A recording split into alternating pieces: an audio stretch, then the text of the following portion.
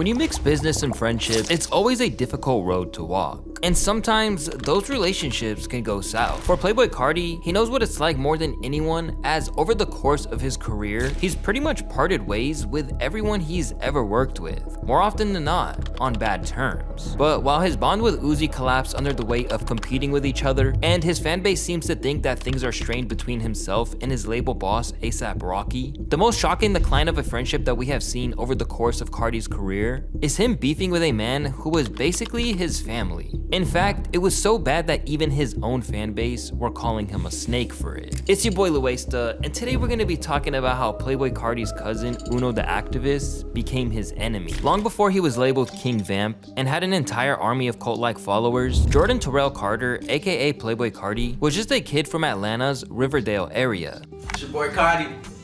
I'm out here.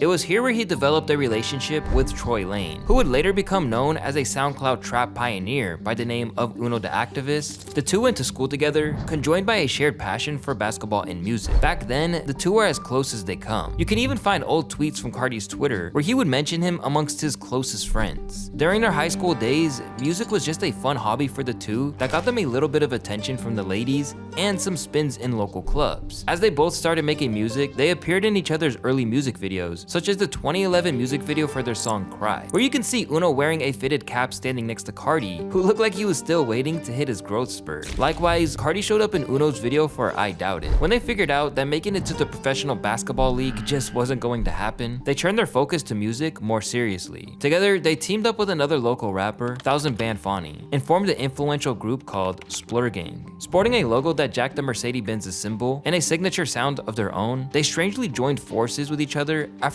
Uno beat up Fani for smashing his roommate's girl. The first week I met this nigga, we got into a fight with your big ass fight, bro. My roommate brought out a fucking strap. My roommate brought out a strap on this nigga. He was not fucking with me. We beat the fuck out of his ass. Before eventually dropping the beef and instead collaborating to drop absolute bangers like Sleeping With My Nine and a self-titled song named after the crew. Meanwhile, they shouted out the squad on their solo tracks. And although no one realized it at the time, Carti seemed to be positioning himself as the leader on the 2014 track called Bag, where he proclaimed himself as the CEO. Initially, each rapper had a similar kind of buzz around them, but soon everything would change for Carti, and in the process, he'd begin to separate himself from the crew that helped him mold his sound in the first place when a better opportunity came around. Back when they were still on their come up, Carti was put into A$AP Rocky's orbit by the controversial fashion designer Ian Connor. Considering Rocky was one of the most influential figures in both style and music, Carti, Uno, and Fani were all happy to align with him and his crew, including A$AP Bari. At the time, Bari was launching his fashion line V-Lone, and as part of A$AP Mob's Wavy Wednesdays, Uno and Carti released a track titled V-Lone Thug, which celebrated the fashion line. Soon after, Carti would try to further embed himself in the A$AP crew by getting a V-Lone tattoo on his neck and creating an agency called OG. Following this, Carti and Uno released What, with the video being released on A$AP Rocky's YouTube channel. I'm lining for what?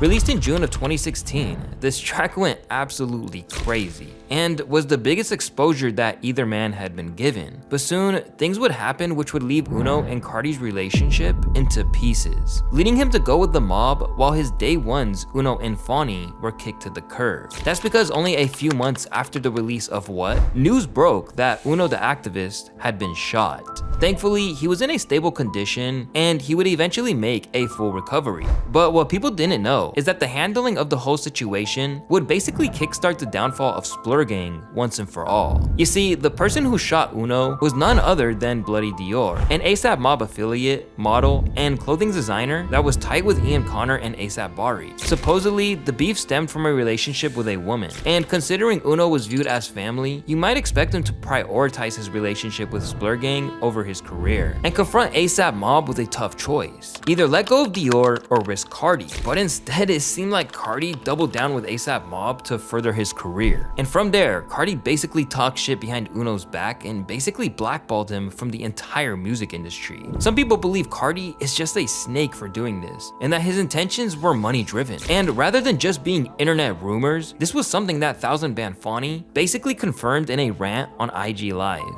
Always gonna love Carti. He just a bitch. Carti cool. Carti the coolest cool guy ever, but he just. I'm just trying to. On everything though, I fuck with Carti, bro. Only reason like he don't fuck with him is because he be doing hella sneak diss and shit. You feel me? Like he the type of nigga to call like a nigga I'm around and be like, yo, like why don't they fuck me instead of calling me? You feel me? On some like high school teenage drama queen shit. You feel me? It sucks. I even got to go to the internet to address how I feel about bro. You feel me? Cause really I fuck with bro, but I know he like a bitch. You feel me? He just be on some pussy shit. Like it'll be motherfuckers who will want to do a song with me. He'll be on some man. Don't fuck with them niggas. He really just scared niggas. Like niggas is just like on some music shit. Like niggas can make fire music. You feel me? And that nigga's scared of some shit. But I ain't got time to be worried about y'all scary ass niggas, bro. Come on, bro. I'm on some family shit. Niggas, if niggas don't want to be family because they think everything got to be a contest now, fucking damn nigga. When you get in your right mind, when you get back to your senses in your right mind, though, hit me up, bro. But all that sneak dissing and telling people this, that, the third and shit, when, like behind my back, that's some bitch shit, man. Where they were once boys, Fonny was now claiming that Carti was actively trying to stay out of his way, all the while driving a wedge between his Splur Gang brothers and ASAP Mob behind the scenes. And you be avoiding the fuck out of me, nigga. We had a show. What? We had the same show at Rolling Loud in California. Yo ass avoided me, but you want to call smoke with Diego Money on some pussy shit. Then y'all niggas ain't even fighting, nigga. You over here just causing the scene for no reason, nigga. And when I see you, I'll slap out you my damn self, bro. But don't be trying to pull up on me. 5, 10 security guards. So you'll be having like 15 security guards on you talking about some, what's smoke? No, don't do that with me, nigga. Don't do none of that, lame man. You really be on some whole shit though, bro. Like you'll be talking shit you'll be talking shit about me and Uno to like Rocky and Bari and shit. You a bitch, nigga. I want my one with you for real, cause you always gonna be my little bro, and bros fight. You feel me? But yeah, you definitely need to get your ass spanked for that, cause that's pussy shit, man. And I know niggas is just scared, bro. I know you scared because you like, damn, bro, these niggas really fire, bro. Ain't nobody trying to take your little ass spot, nigga. Hell bent on fame, Carti continued to make it obvious that when the choice was Uno and Fonny or someone with a bigger buzz, he was going to take the side of the more successful artist. In 2017, Fonny and Yachty had a little beef over Bo apparently posing with Fonny's stolen chain. Lil Bo completely denied that he knew what was going on, but things weren't fully resolved. Then, when Fonny was willing to let bygones be bygones and congratulate Yachty on all of his success at South by Southwest, he was beat up by security. Now, we can't show the video because we don't want to get age restricted, but he completely got embarrassed in public. Once again, Carti didn't take Fonny's side in the beef with Lil Yachty. Instead, he prioritized making his way onto new platforms. Just a week after all of that went down, Carti appeared in a video with Lil Bo for the Fader. Meanwhile, Uno didn't hesitate to ride for Fonny, dissing Lil Yachty on a song titled Free Smoke, where he says,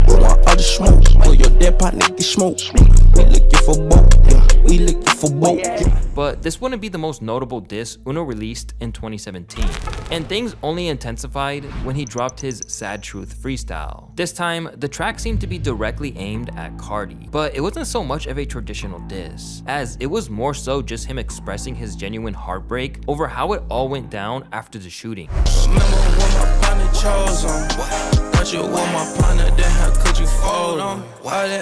Reading between the lines, fans realized that this track was about Carti and quickly decided that Uno wasn't the only one in the wrong here. Listening to Carti and Uno, knowing Uno the realer one. Initially, it seemed like Uno had his piece on Carti and was just content to ignore his former friend as he became a megastar. But as Die Lit made Carti into one of the most talked about names in hip hop, Uno couldn't let it sit on his spirit any longer and unloaded on his former best friend. Starting with this tweet from September of 2018, where he said, "This ain't no diss, but I would never sell soul for fame. I would never change on family over pussy. I would never friend my brother's enemy. I would never talk down on my family, so dudes don't fuck with him before they meet. All that devil worship feeding statues is out. People look you in your eye and say I can take your style because we family, then never see you again. If someone shot my brother, I would never call the shooter my big homie, especially when they are babies out here." Sharing direct messages between them, where he directly called Carti out, it seemed that whatever bond they once had was now a thing of the past. And as Carti continued his ascent to the top of the game, Uno regrew, steadily putting out music and maintaining the love of his fan base, some of whom thought that Carti would be nothing without him. Sad that Uno doesn't get his flowers flowers. Man is really the sound of this generation. If it wasn't for Carti biting his flow and enhancing it and getting groomed by the industry to be the superstar that he is today. Left without one of his oldest allies and collaborators, Uno would later explain how he got to where he's at now with Carti. In his view, the shooting at the hands of Bloody Dior changed his perspective on friendship and people he'd outgrown, one of them clearly being Carti.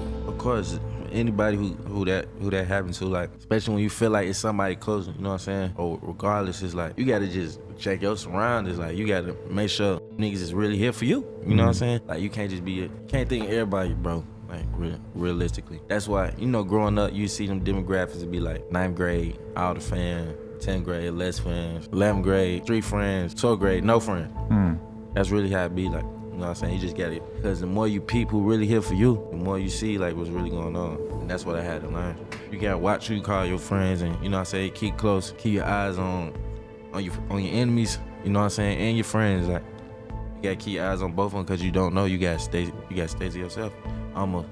Facts. Uno learned a tough lesson here. Sometimes the people that you think are on your team can hurt you just as much as your enemies. This experience made him really skeptical about how the music business works, which he explained in a 2019 Lyrical Lemonade interview saying, "I don't have any yes men around me. I ain't got none of that shit around me. That shit's fake. It molds you into being a fake ass dude. Some people say I'm too real, but I'm like, I'm just going to stay real and be honest with myself. All that fake shit, I just can't do it. But I do have to understand how to do it. I ain't gonna lie to you. You gotta learn how to be fake in this industry. This shit is chess, man. It's the fakest game ever. The majority of people aren't real. You gotta know that your ass will get burnt." With every new interview and mixtape that he dropped, it seemed like Uno was getting wiser, and somewhere it even seemed like he found peace. But even though he was willing to forgive, he didn't necessarily forget. By August of 2020, Uno was over his feud with Carti. Instead, he just viewed him as someone who was no longer in his life and opened up about it to Hip Hop DX. It's not beef. It started like that, but ended up being nothing more than just two people not agreeing with each other anymore. There are no problems at all. We just don't kick it like that. We went down 2 different paths, and he did stuff in the past, and I may have done some stuff in the past, but it's in the past. Referencing the shooting incident, it's clear that Uno was still hurt that Carti sided with Dior, but it wasn't enough to spend his life fixating on the whole thing. "You're going to do what you want to do, and I can't stop you," said Uno in regards to Carti siding with the person who shot him. "I'm not going to be like, why did you say? Nah bro, like, you did it. Of course, I'm going to think why you did it, but you did it. More blessings to you. I ain't got nothing against him, but I ain't gonna take back what I said," Uno continued. "Like, everything happens for a reason though, and I just roll with the punches. None of it matters because this was like 5 years ago. This is what happened, and I also never really gave a fuck. I know where we stand, so it's cool, more blessings to him." But where his attitude was largely one of acceptance, there was one thing that Uno had to put to rest once and for all. "You got to tell the world this. We are not real cousins. We are just family friends. We knew each other since we were babies almost. Our families went to school together and we went to school together, but we are not related. We were friends and could have been brothers for real, but different paths led us to different ways." After years of outlets talking like they were once related, this was pretty shocking. To wrap up, he shot down the likelihood of them collabing ever again, but said he was ultimately open to anything. However, when Uno dropped his 2020 album 8, he delivered a track called My Go-To, which, just like the Sad Truth freestyle from 2018, seemed to touch on how hurt he felt about how things went between himself and Carti. At this point, it seemed like Uno had really made peace with everything that went down, and although they never spoke about it publicly, there are signs that they might have squashed it all behind the scenes. Because when Carti finally dropped his long-awaited album, Whole Lotta Red, Uno was among the first to send his well wishes. "Congrats on the album at Playboi Carti. Love you." While Carti stayed typically silent throughout the whole beef, there was a sign that he acknowledged Uno on his project on the track I Love You, I Hate You, where he says, "And shout out to my cousin, he coolin' it. We really hot boys, we not new to this." The title might be telling, but it was no less the first time Carti had acknowledged Uno for years. Later, in an interview with Our Generation Music, Uno showed that everything was water under the bridge as far as he was concerned, as he put Carti on his Mount Rushmore of SoundCloud rappers. Me, of course. Uzi. Mr. Carter. Who? Mr. Carter. Carti. Influence-wise. Despite this, it seems like the past continues to haunt Uno even as he tries to move on. At Complex Con 2023, he was caught squaring off with Bloody Dior, getting into a violent altercation with him and Ian Connor that, once again, we cannot show. As for Uno, he escaped the whole thing with his reputation intact. The only thing that Carti has that he doesn't is worldwide fame. However, for those who have been riding with Splur Gang since the outset, the whole situation permanently soured their opinion on Carti as a person. He's right, and Carti's still doing the same shit today. My guy has switched from Splur to ASAP Mob to rocking with Pierre and Uzi, then just cutting them off and rocking with some vamp goth opium crew. As an avid Carti listener since 2015, he is a clout chaser big time and has copied everyone's style that he's rubbed elbows with. I'm still a fan, but a square is a square. At the moment, Carti has everything he could ever want. He got success beyond his wildest dreams and suburban kids around the world who are devoted to him. But considering that he's estranged from Uno and everyone he's ever rocked with, the question is, was it worth the cost he had to pay to chase all that fame?